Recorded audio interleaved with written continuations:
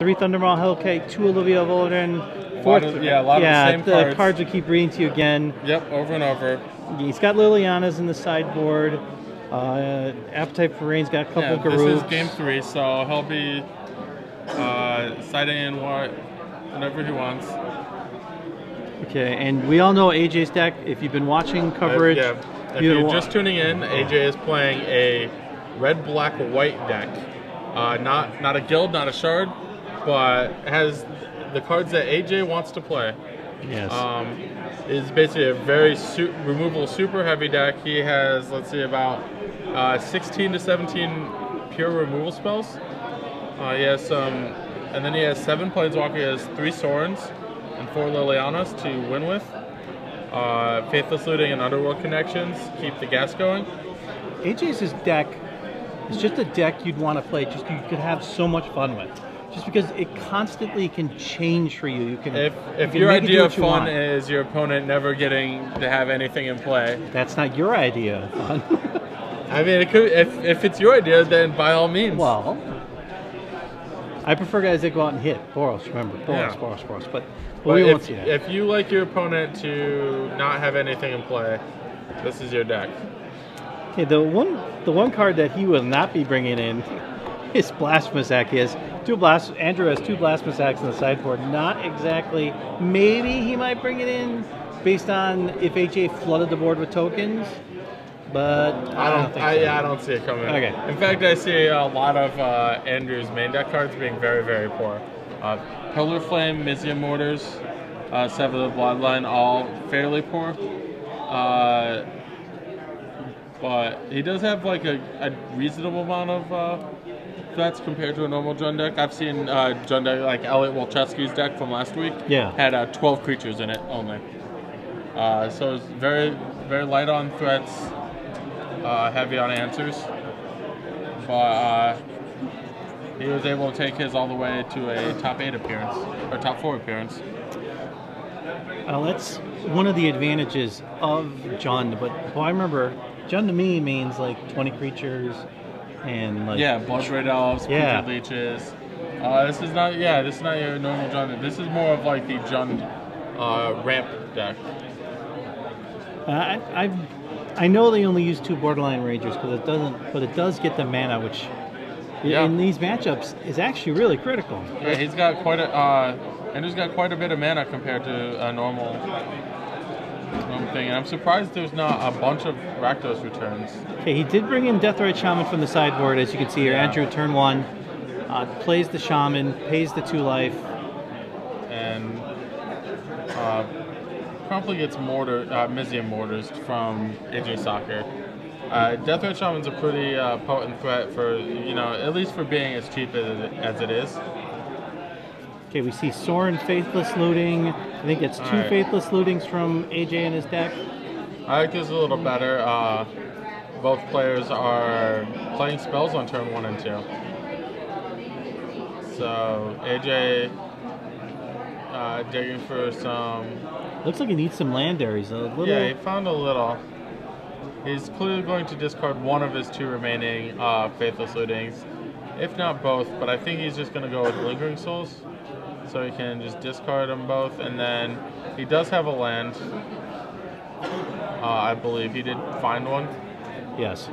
So yeah, it's an isolated chapel, so that allows him to flashback Lingering Souls, put a couple 1/1s into play, and start pestering Andrew's life total.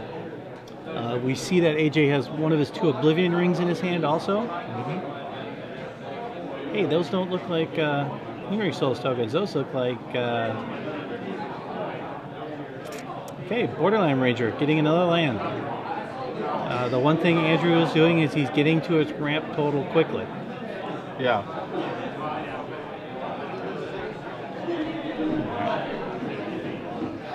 Alright, AJ cuts. Has his back. There's the Vault of the Archangel. I believe we'll see the Soren Lord of Innistrad from AJ. One card I would have really liked to see in AJ's deck, instead of the Vault of the Archangel, since his deck's so grindy, Stencia Bloodhaul. Might give him some extra damage sources. Okay. Now that has not seen play. That is not a card that is frequently played. Okay. The Volt of the Engager only really combos with his Lingering Souls.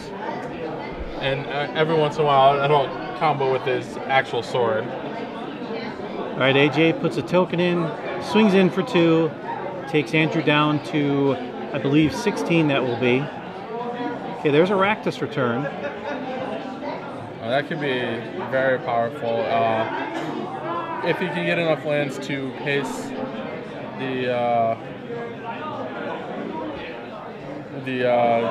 Soren, if he has the... Okay, he's going to swing in. Did he attack him? I believe so. AJ went to his life total. Okay. Life pad. There's a, oh, he had the Dreadbore That's form. a pretty good reason to go directly to... All right, so... The thing AJ could have done is, if he was worried about a Dreadbore, he could potentially just get his value, get his emblem in play. Okay, Appetite for Brains by AJ. Brains. Dreadbore, Thragtusk, Huntmaster, and Rakdos return.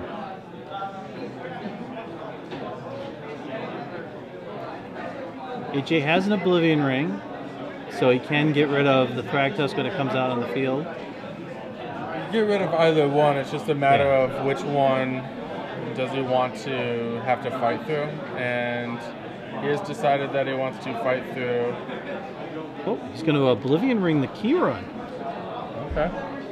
Taking a threat off the board right away, so AJ swings in. I believe AJ's card is Rolling Tremor. He has 1 card left in his hand. Okay. So he wants to see what Rolling Tremor can do for him. Okay, AJ will go down to 16 on the swing of the Borderline Ranger.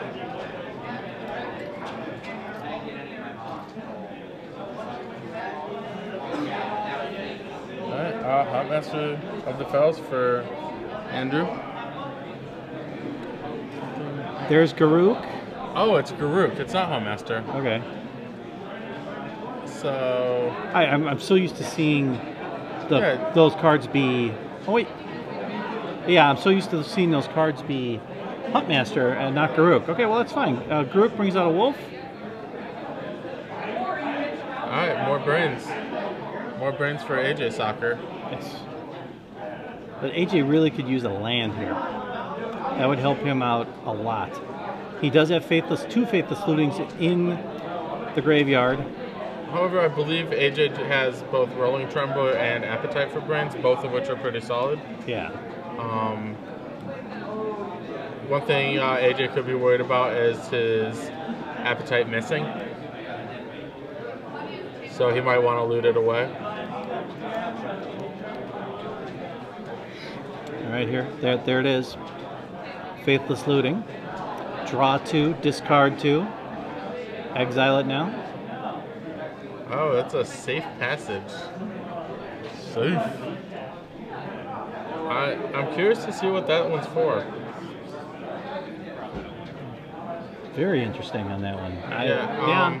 Imagine it's for setting up some nice blocks in combat, or like countering a Rakdos return, but it really doesn't do that. Well, I'm pretty sure that AJ talked about it on the deck tech with Glenn Jones. That card does not show up and not get mentioned when you're going through the list. You don't play cards. safe patch, get a deck tech, and gloss over it. Yeah. So if you want to find out what AJ's safe passage is for, look at Glenn Jones' deck tech with him on our written coverage at StarCityGames.com. So AJ decided to discard his Underworld connections. I found it interesting just simply because I feel like that's the way he gets ahead. But I really think he's trying to... Okay, he's going to knock out Garuk or make a flip. And now he goes to the Brains. And... Rakdos return and Dreadbore remain. Okay. Andrew draws, I believe, a land there.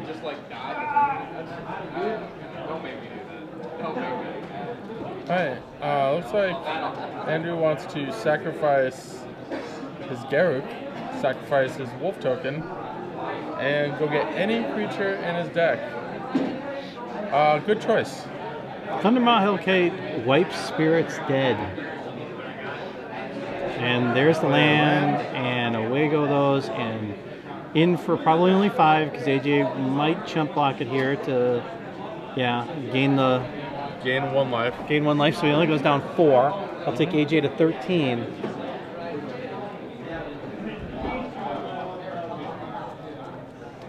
Okay.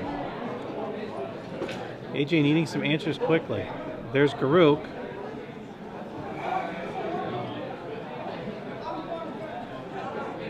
We are going to Faithless Loot his other Faithless Looting that's in the graveyard there. Hoping to hit something. Land. That's something, but not something that'll kill Thundermaw Hellkite or Borderland Ranger for that matter.